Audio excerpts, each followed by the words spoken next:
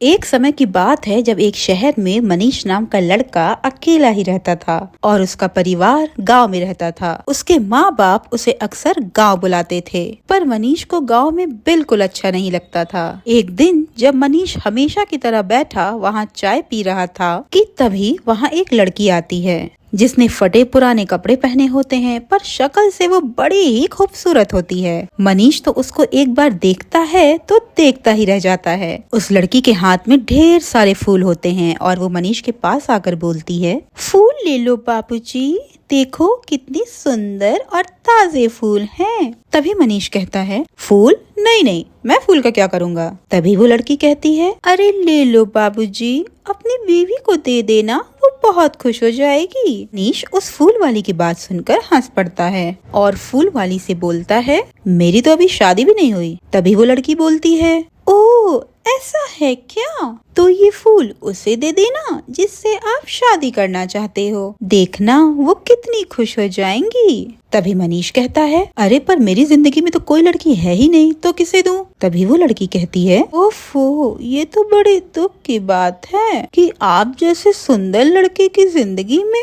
कोई लड़की ही नहीं है। चलो एक काम करो, ये एक फूल आप मेरी तरफ से रख लो। फूल वाली मनीष के हाथ में एक फूल पकड़ाकर चली जाती है। आगे जाकर वो फूल वाली एक चुड़ैल में बदल जाती है और कहती है, आखिरकार मुझे एक शिकार मिल ही गया, अब कोई नहीं बचा पाएगा तुझे मेरे जादुई फूल के काले जादू से। इतना बोलकर चुड़ैल जोर जोर से हंसने लगती है और अचानक गायब हो जाती है। दूसरी तरफ मनीष हाथ में फूल लिए बस उन्हें देखता ही रहता है। फिर वो जब उन फूलों से ध्यान हटाता है और फूल वाली को देखता है, तब तक फूल वाली वहाँ से जा भी चुकी होती है। तभी मनीष फूल की तरफ देखता है और मुस्कुराने लगता है और कहता है, बड़ी पागल लड़की थी जो मुफ्त में मुझे ये फूल देकर चली गई। खैर जो भी थी, पर बड़ी अच्छी और साफ दिल की थी। मनीष उस फूल को सूंघता हुआ घर आ जाता है। घर आकर वो उस फूल को एक फूलदान में लगा देता है। उसके बाद वो हाथ मुंह धोकर खाना खाने बैठ जाता है। मनीष जब खाना खा रहा होता है तो उसे बार बार उस लड़की का ख्याल आ रहा होता है। मनीष जब रात को सो रहा होता है तो उसे बड़ी तेज खुशबू आती है। खुशबू इतनी तेज होती है कि मनीष की आँख खुल जाती है।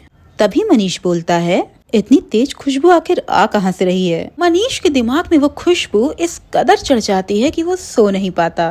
वो खुशबू उसको अपनी तरफ खींच रही होती है। तो जब काफी देर तक मनीष खुद को रोक नहीं पाता तो वो उठकर देखने चला जाता है कि आखिर खुशबू आ कहाँ से रही है। फिर मनीष अपने कमरे के बाहर जाता है और फिर हॉल में जहाँ वो फूल रखा होता है, तभी वो देखता है कि वो खुशबू उसी फूल की होती है जो मनीष के दिमाग को एकदम सुन्न कर देती है। तभी मनीष कहता है, अच्छा तो ये खुशबू इस फूल की है। अजीब बात है, एक फूल से आखिर इतनी खुशबू। कुछ तो बात है इस फूल में, ये आम फूलों जैसा बिल्कुल नहीं है और ना ही इसकी खुशबू। मुझे कल ढूंढना ही होगा उस फूल बेचने वाली को। पूरी रात मनीष सो नहीं पाता है और फिर अगले दिन सुबह मनीष अपने ऑफिस जाते समय उसी नुक्कड़ पर जहाँ वो फूल वाली मिली थी वहीं जाता है और वहीं टी स्टॉल पर बैठकर चाय पर चाय पीता जाता है और उस फूल वाली के आने का इंतजार करता रहता है। काफी देर हो जाती है, सब एक एक करके अपनी दुकान बंद करके चले जाते हैं और आखिर में वो चाय वाला भी चला जाता है और फिर मनीष अकेला वहाँ पर बैठा होता है और फिर वो भी वहाँ से जाने की सोचता है। फिर तभी उसे वही फूलों की खुशबू आती है। तभी मनीष कहता है, ये तो उन्हीं फूलों की खुशबू है,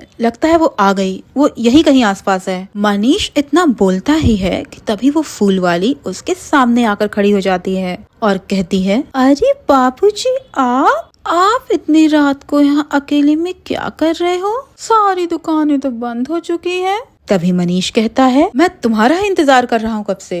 तभी वो लड़की कहती है, मेरा इंतजार? पर क्यों?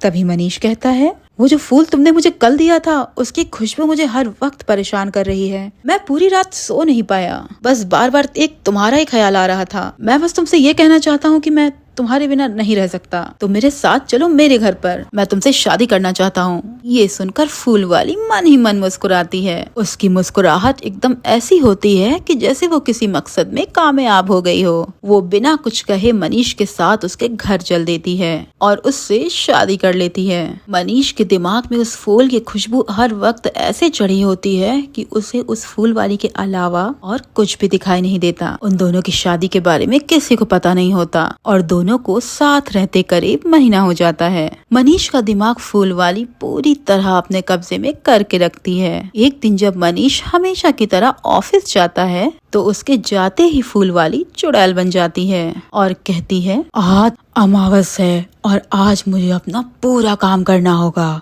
बस शाम तक का वक्त है मेरे पास, सब तैयारी करनी होगी मुझे। बस फिर फूल बेचने वाली चुड़ैल पूरे घर को फूलों से भर देती है। पूरे घर के कोने कोने में बस फूल ही फूल होते हैं और उनकी खुशबू से पूरा घर महक रहा होता है। घर के बीचों बीच फूल बेचने वाली चुड़ैल सिंदूर से एक गोला बनाकर रखती है, जिसके ऊपर उसने कुछ मोमबत्ती जला रखी होती है। और तभी वो कहती है, रात हो गई है और मुकेश आ ही रहा होगा, अब मैं अपना काम शुरू कर देती हूँ और पूरे घर की लाइट बंद कर देती हूँ। चुड़ैल पूरे घर में अंधेरा करके उस चक्र के पास बैठ जाती है और अपना काला जादू शुरू कर देती है। उसका मकसद मनीष को अपने साथ अपनी दुनिया में ले जाना होता है, जिसे वो उस अमावस की रात को पूरा करने वाली होती है। थोड़ी ही देर बाद दरवाजे पर एक आहट होती है, पर सब उल्टा हो जाता है। घर के अंदर मनीष नहीं बल्कि गांव से उसके बाबूजी आ जाते हैं। घर में घुसते ही वो चारों तरफ फूल और एक हल्की सी रोशनी देखकर वो हैरान हो जाते हैं, पर वो कुछ और समझे कि उससे पहले चुड़ैल उन्हें मनीष समझकर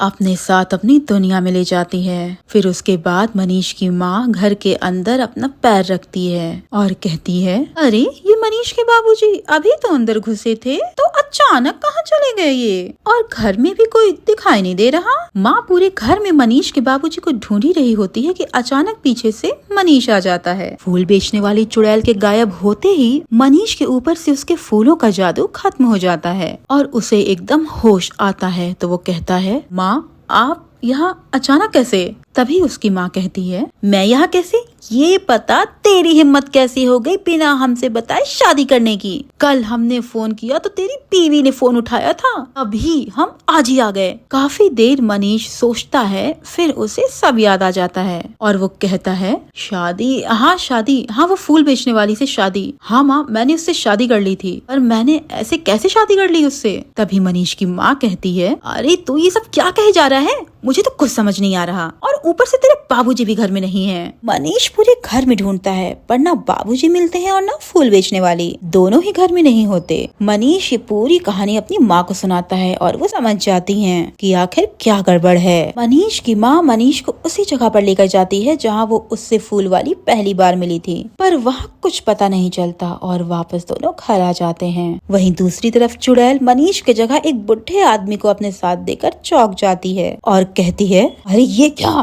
तुम कौन हो और मनीष कहाँ है? और चुड़ैल को अपने सामने देख मनीष के बाबूजी भी चक्कर खा जाते हैं। चुड़ैल जल्दी से उस बुढ़े को वापस घर लेकर जाती है। चुड़ैल को देख मनीष और उसकी माँ के होश उड़ जाते हैं और चुड़ैल के साथ मनीष के बाबूजी को देखकर भी। तभी चुड़ैल कहती है, तुम्हारी जगह तुम्हारे ये बाबूजी यहाँ घुस आए और मैं तुम्हारी जगह इनको अपने साथ ले गई। अब मैं जैसा बोलूँ वैसा ही करना होगा तुम सबको। ऐसा कहकर चुड़ैल आगे बढ़ती है और मनीष का हाथ पकड़ते ही वो वहाँ से गायब हो जाती है। गायब होते ही चुड़ैल वापस अपनी दुनिया में आ जाती है। वो बड़ी खुश होती है कि आखिरकार उसने अमावस खत्म होने से पहले ही अपना काम कर दिया। लेकिन जब वो मनीष को खुशी से उसकी तरफ देखती है तो इस बार उसे ही चक्कर आ जाते हैं। उसके साथ इस बार भी धोखा हो जाता है। इस बार मनीष की जगह एक बदसूरत सा पागल चोर उसके हाथ लग जाता है। इस बार चुड़ैल अपना सर पकड़ लेती है और मनीष की जगह एक पागल चोर को अपने साथ ले आती है। अमावस खत्म होने की वजह से अब चुड़ैल वापस भी नहीं जा पाती और उस पागल के साथ ही उसको रहना पड़ता है। और इधर मनीष और उसके माँ बाप बहुत खुश हो रहे होते हैं। मनीष आकर देखता है तो फूलदान का फूल भी एकदम सड़कर काला पड़ जाता है, जिसे वो निकाल कर बाहर फेंक देता है।